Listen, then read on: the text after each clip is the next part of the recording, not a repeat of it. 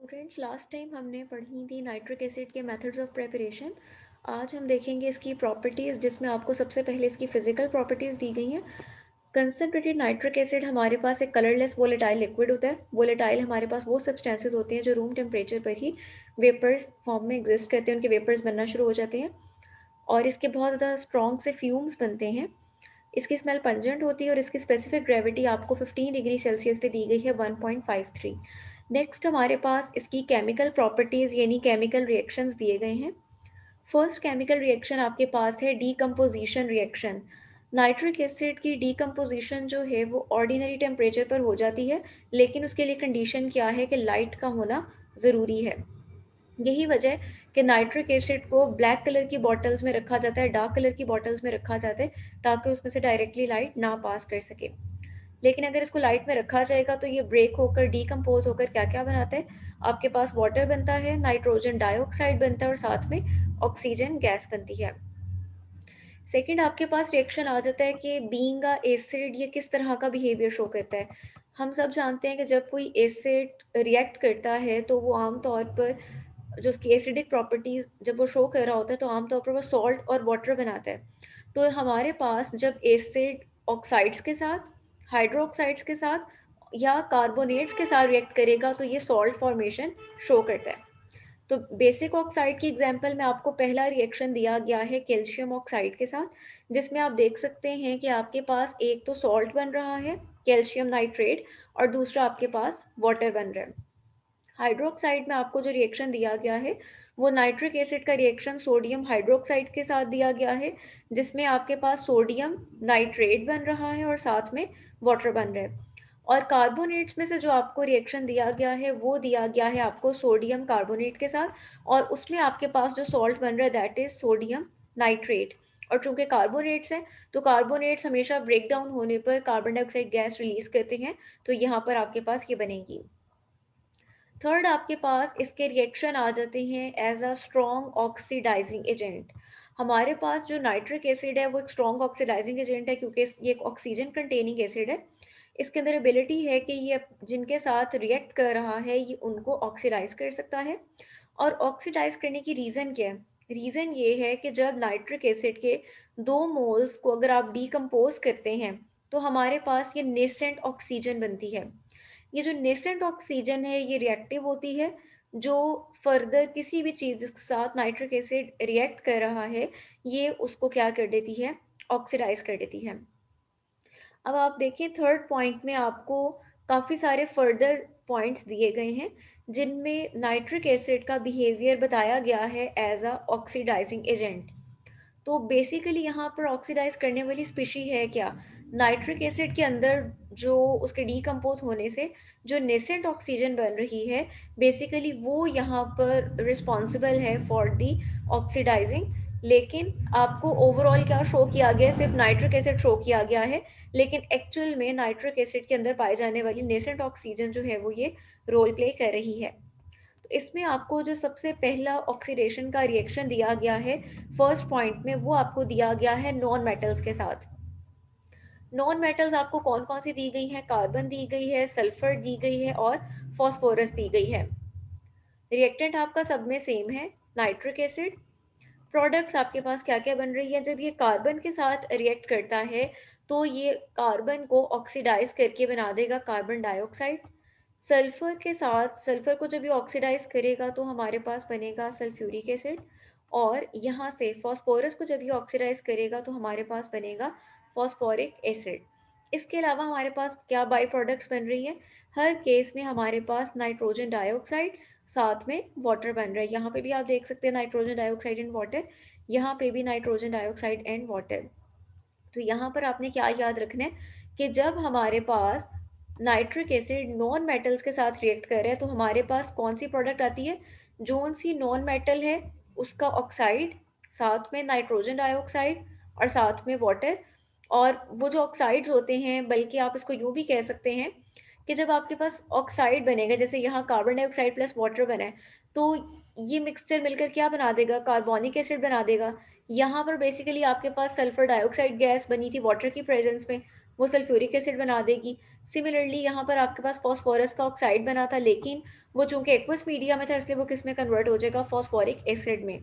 तो आपने यहाँ ये याद रखना है कि कॉरस्पॉन्डिंग एसिड साथ में नाइट्रोजन डाइऑक्साइड और साथ में वाटर बन रहा है in case of non metals. Next हमारे पास रिएक्शन है मेटलॉइड्स के साथ। मेटलॉइड्स यानी हमारे पास पीरियोडिक टेबल की वो एलिमेंट्स जिनकी जिनकी प्रॉपर्टीज जो हैं वो इन बिटवीन हैं मेटल्स और नॉन मेटल्स के।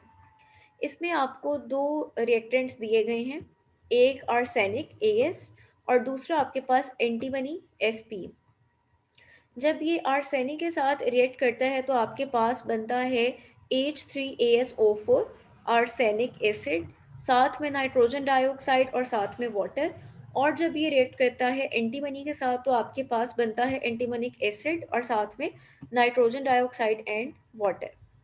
नेक्स्ट हमारे पास इसके रिएक्शन दिए गए हैं विद मेटल्स। अभी तक आपने देखा कि जब नाइट्रिक एसिड मेटलॉइड्स के साथ या नॉन मेटल्स के साथ रिएक्ट करे तो हमारे पास ओवरऑल एक ही पैटर्न है रिएक्टिविटी का कि वाटर बनेगा, नाइट्रोजन डाइऑक्साइड और कॉरेस्पॉन्डिंग एसिड। लेकिन जो आप नीचे मेटल्स देखेंगे, हर डिफरेंट मेटल जो है वो नाइट्रिक एसिड के साथ रिएक्ट करने पर डिफरेंट प्रोडक्ट देगी। सबसे पहले आपको यहाँ बताया गया है नाइट्रिक एसिड का रिएक्शन मेटल्स के साथ कि हमारे पास कुछ ऐसी मेटल्स हैं जो नाइट्रिक एसिड के साथ रिएक्शन नहीं करती। वो कौन सी मेटल्स हैं? Gold, platinum, iridium, titanium. ये सब इनर्ट मेटल्स हैं। ये मेटल्स जो होती हैं लीस्ट रिएक्टिव होती हैं, ये नाइट्रिक एसिड के साथ रिएक्शन शो नहीं करती। उसके बाद हमारे पास आती हैं आयरन, कोबाल्ट, निकल, क्रोमियम, एल्यूमिनियम। ये वो मेटल्स हैं जो रिएक्टिव तो हैं लेकिन नाइट्रिक एसिड के साथ इसलिए रिएक्शन नहीं करती क्योंकि नाइट्रिक एसिड के साथ जैसे ये कंबाइन होती हैं तो इनकी सरफेस के ऊपर ऑक्साइड की लेयर बन जाती है, जैसे हमने पीछे एल्यूमिनियम के केस में भी देखा था। और ये ऑक्साइड की लेयर प्रिवेंट करती है नाइट्रिक एसिड के फर्दर अटैक को, जिसकी वजह से ये वाली मेटल्स भी नाइट्रिक एसिड के इफेक्ट से सेफ रहती हैं। सी हमारे पास आ जाता है टंगस्टन और यूरेनियम। जब ये मेटल्स रिएक्ट करती हैं नाइट्रिक एसिड के साथ तो इनके ऑक्साइड्स बनते हैं। डी में आपको रिएक्शन दिया गया है मैग्नीशियम, कैल्शियम और मैंगनीज कि जब ये मेटल्स रिएक्ट करती हैं डाइल्यूट नाइट्रिक एसिड के साथ तो आपके पास हाइड्रोजन गैस बनती है। अब यहाँ आप देख सकते हैं कि हर मेटल का अपना बिहेवियर है। यहाँ देखा आपने फर्स्ट में कि ये रिएक्शन शो नहीं करती, इनमें आपने देखा कि ज़रा सा रिएक्शन होगा लेकिन ऑक्साइड की कोटिंग बन जाएगी और फर्दर रिएक्शन नहीं होगा। इसमें आपने देखा कि आपके पास कॉरेस्पॉन्डिंग ऑक्साइड्स बनेंगे। और डी वाले केस में आपने देखा कि आपके पास क्या होगा, मैग्नीशियम कंबाइन होकर मैग्नीशियम नाइट्रेट बनाएगा और यहाँ से हाइड्रोजन गैस इवॉल्व होगी। और यहाँ पर मैंगनीज जो है वो मैंगनीज नाइट्रेट बनाएगा और साथ में हाइड्रोजन गैस जो है वो इवॉल्व होगी। नेक्स्ट हमारे पास है ई पार्ट में आपको रिएक्शन बता रहे हैं कि कॉपर और लेड इनका बिहेवियर सेम है कि जब कॉपर और लेड जब रिएक्ट करते हैं नाइट्रिक एसिड के साथ तो ये आपके पास बनाते हैं नाइट्रिक ऑक्साइड, अगर आपने नाइट्रिक एसिड डाइल्यूट फॉर्म में लिया है। लेकिन अगर आप नाइट्रिक एसिड कंसनट्रेटेड फॉर्म में लेंगे तब आपके पास नाइट्रोजन डाइऑक्साइड बनेगा। तो यहाँ पर उन्होंने कॉपर और लेड दोनों का चूंकि बिहेवियर सेम है उसमें से उन्होंने सिर्फ आपको कॉपर के रिएक्शंस जो हैं वो शो किए हैं।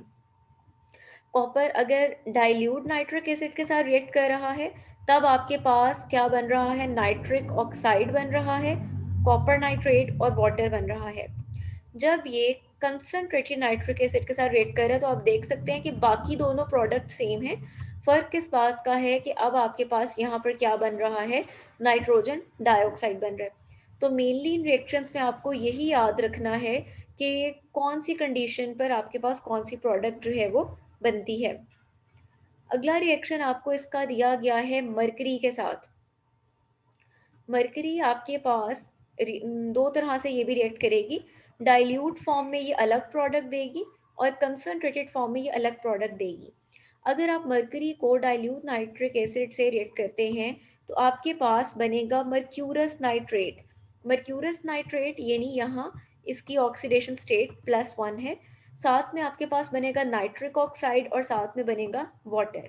लेकिन अगर आप डाइल्यूट की बजाय कंसंट्रेटेड नाइट्रिक एसिड यूज़ करते हैं, तब आपके पास बनेगा HgNO3 ट्वाइस, यानी कि मर्क्यूरिक नाइट्रेट बनेगा, और साथ में आपके पास नाइट्रोजन डाइऑक्साइड बनेगा। तो इन प्रोडक्ट्स का यहाँ डिफरेंस है, यहाँ मर्क्यूरस बन रहा था, यहाँ मर्क्यूरिक बन रहा है, और इन मेजर प्रोडक्ट्स का फ़र्क है कि यहाँ नाइट्रिक ऑक्साइड था और यहाँ पर आपके पास नाइट्रोजन डाइऑक्साइड बन रहा है। ये थे हमारे इसके रिएक्शंस, आज हम इतने ही करेंगे। बाकी के हम इसके रिएक्शंस अगले लेक्चर में देखेंगे। होप सो कि आपको क्लियर हो गया होगा। Thank you.